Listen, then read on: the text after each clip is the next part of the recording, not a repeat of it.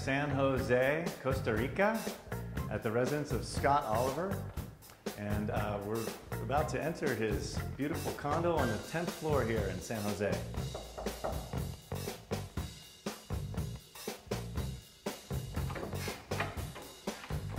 Hi, Scott. How are you? Welcome. Good to see you. Thanks for having me. You're welcome. Wow, what a beautiful place.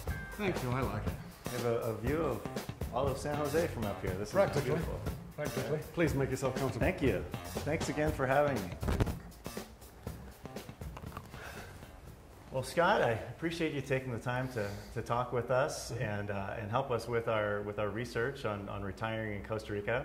I understand you've written several books and have some CDs on retiring in Costa Rica. Can you tell us about that? Sure, we've done a few things. We've got the first book was more about investing, which was Costa Rica's Guide to Making Money Offshore in Bull and Bear Markets, which was really more to do with my experience on Wall Street for many years.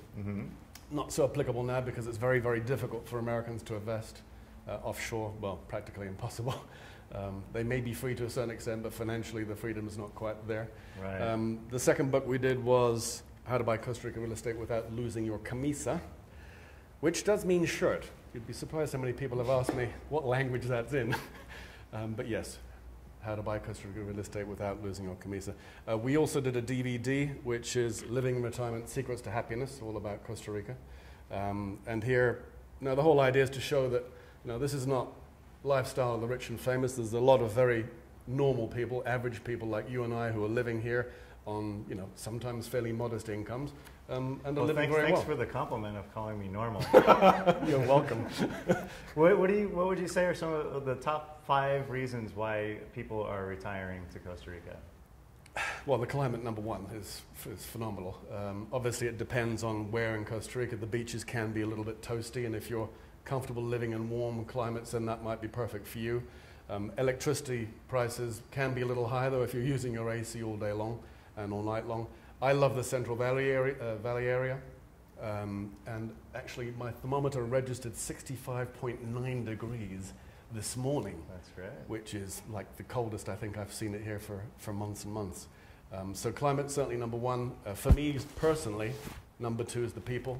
The Ticos, I think they're an incredibly amiable people, very kind, very generous, incredibly non-confrontational, which sometimes is a little bit irritating, especially when you want something done and, okay, so if you can't do it, tell me. Oh, but no, I can do it. But they just won't tell you when.